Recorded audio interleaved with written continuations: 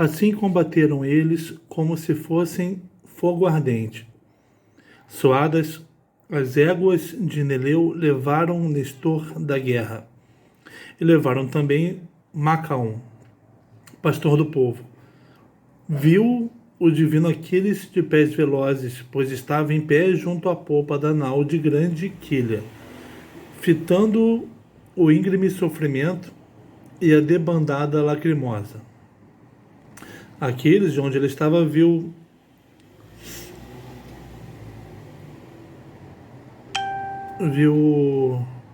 Neleu, não, viu Nestor, né, sendo levado para fora da guerra. Né? Imediatamente Aquiles chamou por Patroclo, seu companheiro, gritando de junto da nau. Ele ouviu e saiu da tenda igual a Ares, o que para ele foi o início da desgraça. Aqui.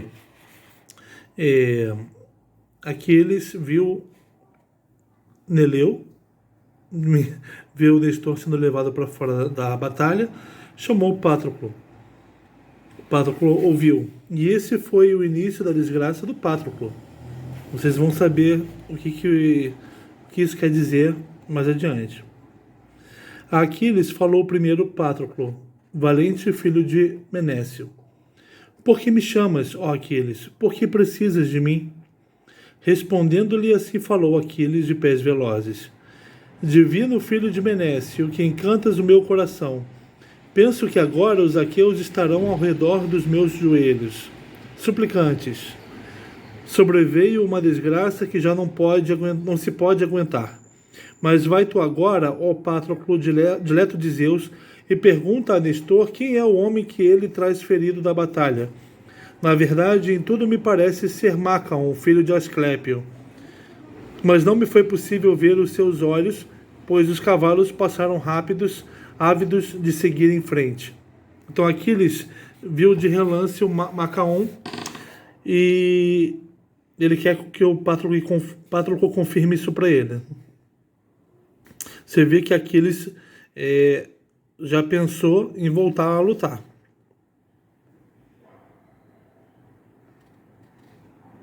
Assim falou, e Patroclo obedeceu a seu companheiro amado, e foi correndo ao longo das tendas e das naus dos aqueus. Quando os outros chegaram à tenda do filho de Neleu, desmontaram e pisaram a terra provedora de dons. E Eurimedonte, o escudeiro, desatrelou do carro os cavalos do ancião. Enxugaram o suor das túnicas de pé na praia com o ar do mar. Mas depois foram para a tenda e sentaram-se em assentos, e para eles misturou a bebida Ecameda de belas tranças, ela que o ancião, o Neleu, né, trouxera de Tênedo, quando Aquiles saqueou a cidade. Filha do magnânimo Arsínoe, a Ecameda, que misturou a bebida pro Macaon, né, foi levada para lá por Aquiles, que a pegou numa cidade, né? Quando saqueou a cidade de Tênedo. Tinham-na escolhido os aqueus para ele, porque de todos ele era o melhor no conselho. Está falando do sábio Nestor, né? Que ela cuidava do Nestor por escolha dos aqueus. Primeiro, junto deles, pôs ela uma mesa bela, com pés de precioso azul, bem polida, e sobre ela colocou um cesto de bronze e uma cebola para temperar a bebida, e pálido mel e grãos moídos de sagrada cevada. Colocou também uma lindíssima taça, que de casa trouxera o ancião, cravejada de ouro. Era uma taça de 4 asas, e em torno de cada uma 2 pombas douradas bicavam o alimento. Olha a decoração da taça. E por baixo havia 2 suportes. Outro homem só a custo a levantaria da mesa se estivesse cheia, mas o ancião Nestor erguia sem esforço. Nestor era um era sábio, né? Estava ali como sábio, é uma forma de heroísmo, né? E ele não era um homem comum, né? Por isso. Olha como Homero mostra isso falando, ao falar que ele erguia a taça sem esforço, né? Quando ela está cheia. Nesta taça, a mulher semelhante aos deuses misturou vinho de prano. Olha, a mulher que o serve também não é qualquer mulher, né?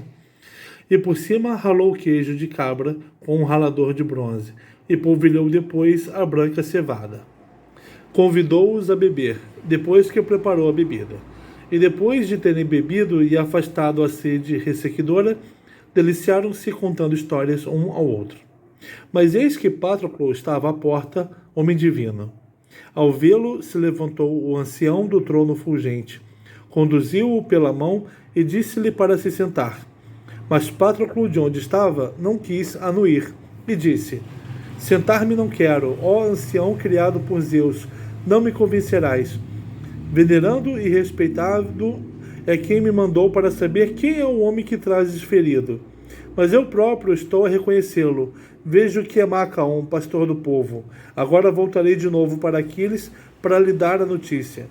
Tu bem sabes, ó ancião, criado por Zeus, quão terrível é aquele homem. Depressa culparia quem não tem culpa.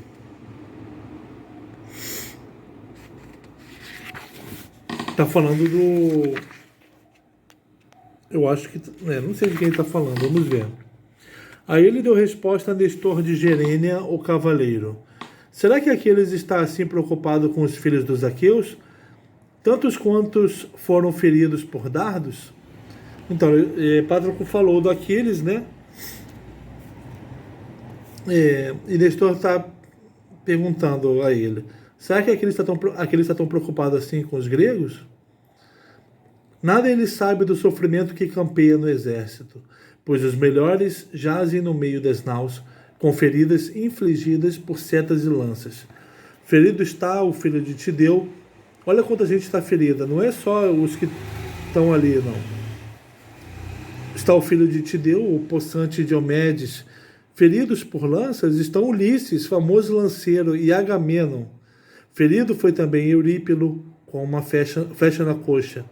E este homem aqui trouxe eu mesmo agora da batalha, ferido por uma seta disparada da corda. Porém Aquiles, valente embora seja, não se compadece nem tem pena dos danos. Será que está à espera de que as naus velozes junto do mar, a revelia dos argivos, sejam consumidas pelo fogo ardente, e nós próprios sejamos chacinados, um a seguir ao outro?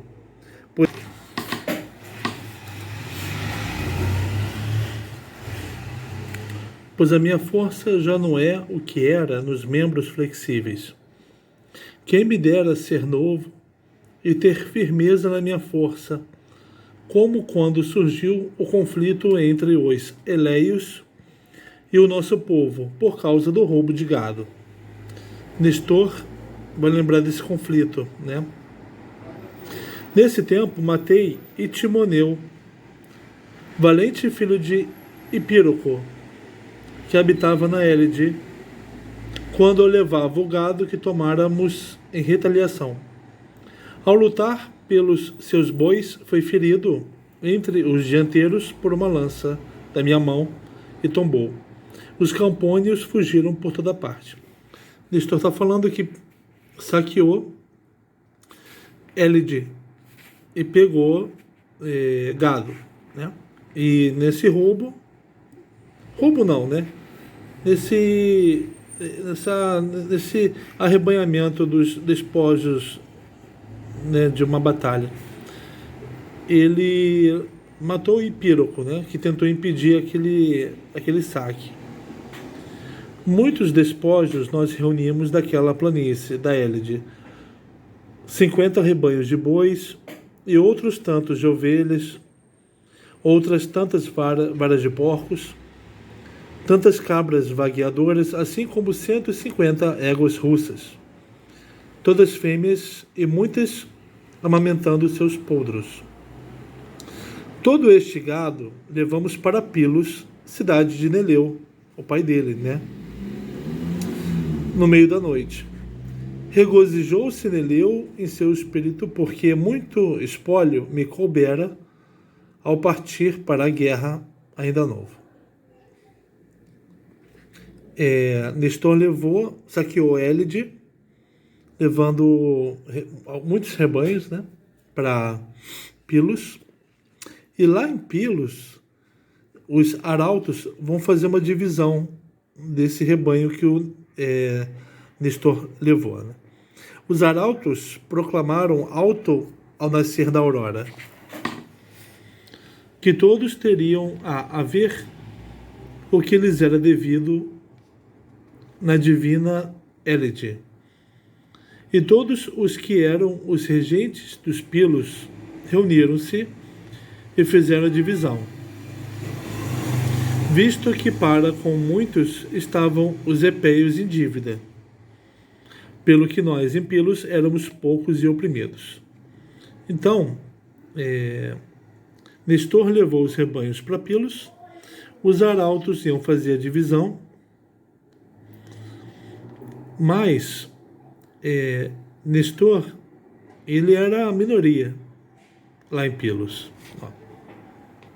É que por lá passara a grande força de Héracles em anos anteriores, e todos os mais valentes foram dizimados, pois 12 éramos nós, os filhos do irrepreensível Neleu.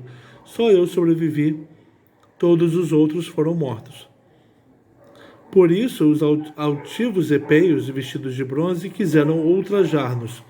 Lá em Pilos, né, morava Neleu, seu filho Nestor, que era uma minoria, porque muitos irmãos foram mortos por Héracles. E também viviam em Pilos os epeios, que queriam tomar a maior parte daqueles bens para eles, né? Congeminando planos maldosos. Do espólio, Neleu escolheu um rebanho de bois e um grande rebanho de ovelhas. Escolheu 300 com os seus pastores, pois para com ele havia uma grande dívida na Élide divina. 4 cavalos arrebatadores de prêmios, com o carro respectivo que tinham ido aos jogos. A corrida era para ganhar uma trípode, mas Algeu, soberano dos homens, ficou com eles e mandou embora o cocheiro, cheio de pena dos cavalos. Por causa dessas coisas, palavras e atos, se encolerizou o ancião e tirou a abundante recompensa. O resto deu ao povo para dividir. A Élide devia coisas para vários habitantes de Pilos, vários epeios. Mas Neleu disse, opa, os Pilos também me devem. Por causa desse acontecimento aqui, que ele teve os cavalos tomados, né?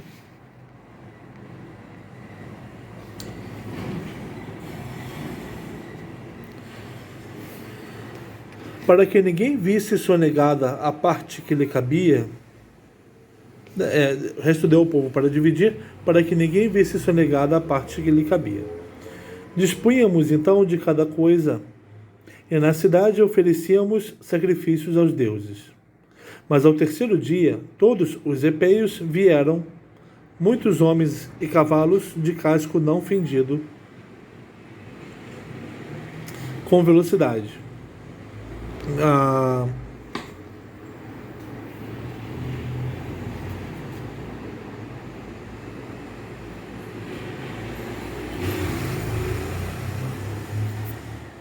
Os epeios vão reclamar do que Neleu pegou.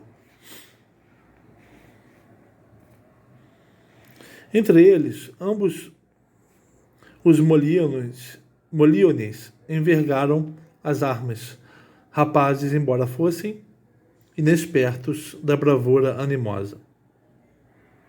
Ora, existe uma cidade chamada Trioessa, Monte Escarpado, lá onde, para as bandas do Alfeu, no extremo de Pilos Arenosa.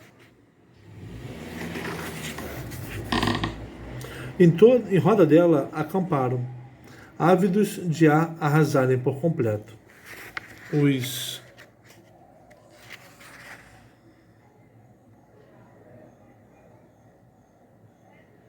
os epéios, né?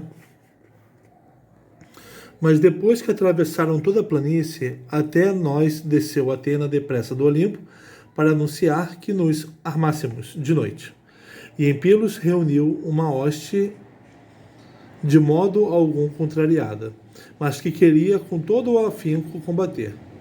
Neleu não permitiu que me armasse e escondeu os meus cavalos, é que afirmava que eu nada sabia dos trabalhos da guerra.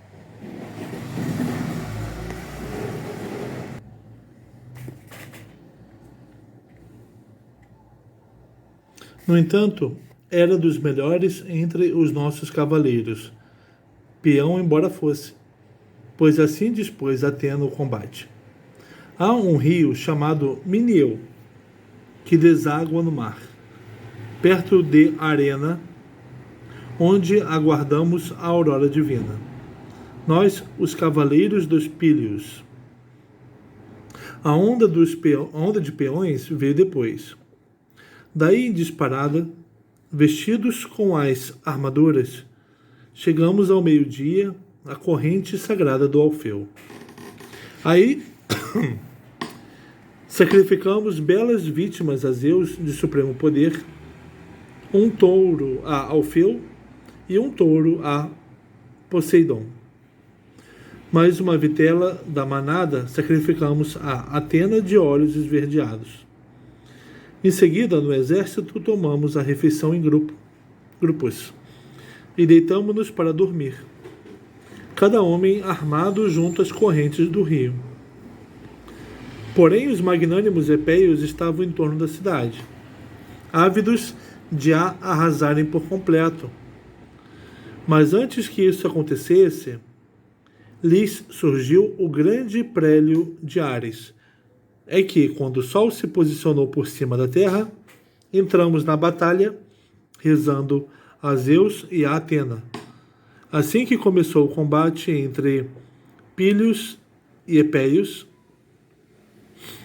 o primeiro a matar o homem fui eu, para me apoderar de seus cavalos. Mulion, o lanceiro, era genro de Algeu. Desposara a filha mais velha, a loira Agameda, que conhecia todos os fármacos que produz a ampla terra. Atingiu-o frontalmente com a lança de bronze, tombou na poeira. E eu saltei para o seu carro e de lá combati entre os dianteiros.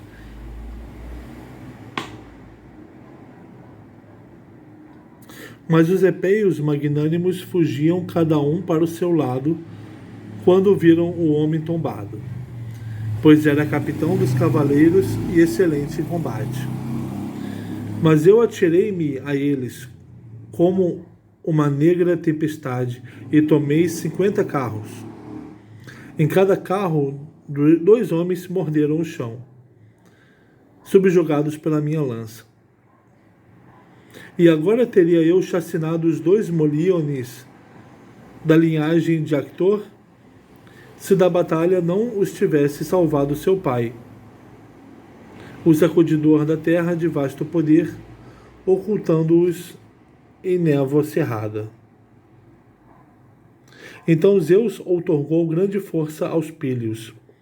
Fomos seguindo pela ampla planície, matando homens e recolhendo as suas belas armas, até conduzirmos os cavalos até Buprásion, rica em trigo, e a rocha Olênia, e ao local que o monte de Alésion é chamado.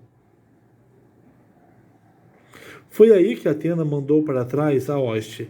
Foi aí que matei o último homem e ali o deixei. Mas os aqueus conduziram os velozes cavalos de Buprásion para Pilos. E todos glorificaram Zeus entre os deuses e Nestor entre os homens. Portanto, assim era eu, no meio dos varões. Aqui na Ilíada, há personagens como o Nestor, que falam de um tempo anterior a esse aqui, que é narrado, um tempo em que os heróis eram melhores, capazes de coisas que os heróis daqui, da Ilíada, não são capazes. mas Aquiles quer ser o único a ter proveito da sua valentia. Penso que muito ele se lamentará quando o povo perecer. Meu amigo, disto, na verdade, te incumbiu Menécio, naquele dia em que te mandou da Ftia para Agamenon. Pois ambos lá estávamos, eu e o divino Ulisses, e no palácio ouvimos tudo de que te incumbiu. Pois viéramos à casa bem construída de Peleu para reunir a hoste em toda a terra da Acaia, provedora de dons. Foi lá dentro que encontramos o herói Menécio, tu próprio, e contigo Aquiles. O velho auriga Peleu queimava gordas coxas de boi para Zeus, que com um trovão se deleita, na cercadura do pátio, e nas mãos segurava uma taça dourada, derramando o vinho frisante em flamejantes sacrifícios.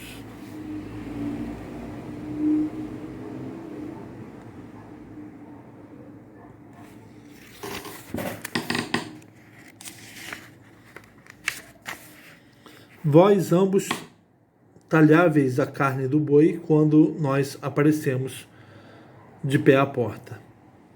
E Aquiles, espantado, levantou-se e conduziu-nos pela mão, e disse-nos para nos sentarmos.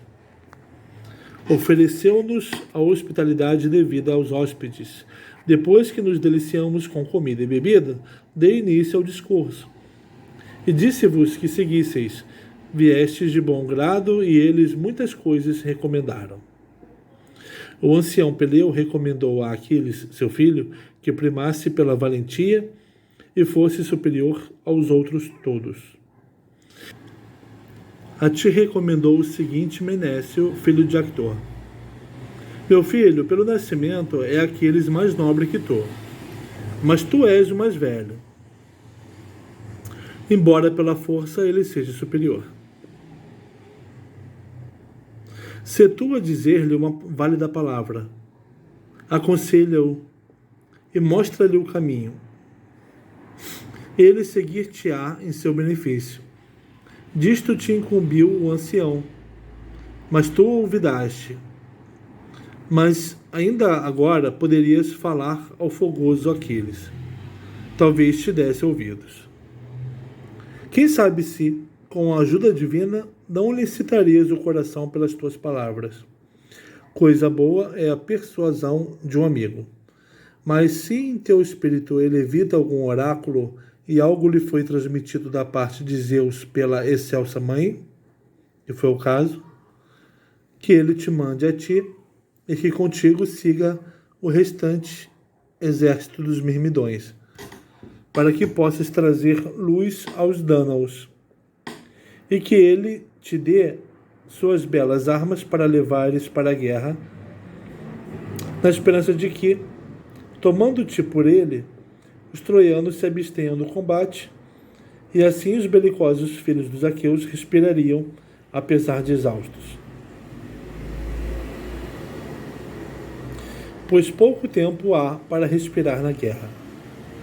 É que facilmente vós, que não estáis cansados, afastaríeis homens cansados das naus e tendas em direção à cidade. Isso foi o Nestor falando a Pátroclo, né? Coisas que ele deveria dizer para Aquiles. Assim falando, incitou o coração no peito de Pátroclo, que voltou a correr para as naus de Aquiles, ou Eácida. Mas quando junto às naus do divino Ulisses chegou Pátroclo, na sua corrida, lá onde era o local da Assembleia e da Justiça, e onde estavam também os altares dos deuses, foi aí que deu de cara com Eurípilo, filho de Evéamon, criado por Zeus, ferido por uma seta na coxa, coxeando do combate. E escorria-lhe o suor dos ombros e da cabeça, e da ferida aflitiva corria o negro sangue. Mas a sua mente estava intacta. Ao vê-lo se compadeceu o valente filho de Menécio, o Pátroclo, e chorando lhe dirigiu palavras aladas. Ah, desgraçados, regentes e comandantes dos danos! Assim estava destinado que longe dos familiares e da pátria saciasseis com vossa branca gordura os rápidos cães de Troia. Mas diz-me tu agora, ó herói Eurípilo criado por Zeus, se os aqueus retêm ainda o possante Heitor, ou se morrem subjugados pela sua lança. Respondendo-lhe assim falou Eurípilo ferido. Já não haverá, ó Patroclo criado por Zeus, defesa dos aqueus, mas lançar-se-ão para as escuras naus. Pois todos os que antes eram os melhores guerreiros jazem junto das naus, feridos por setas ou lanças às mãos dos troianos, cuja força aumenta sempre. Mas ajuda-me tu agora e leva-me a minha escura nau e corta da coxa a flecha e lava-lhe o negro sangue com água morna e nela aplica fármacos apaziguadores excelentes, que se diz teres tu aprendido de Aquiles, a quem ensinou Quiron, o mais justo dos centauros. Pois penso que dos médicos, Podalírio e Macaon, um deles jaz ferido por entre as tendas, ele próprio precisando de um médico irrepreensível.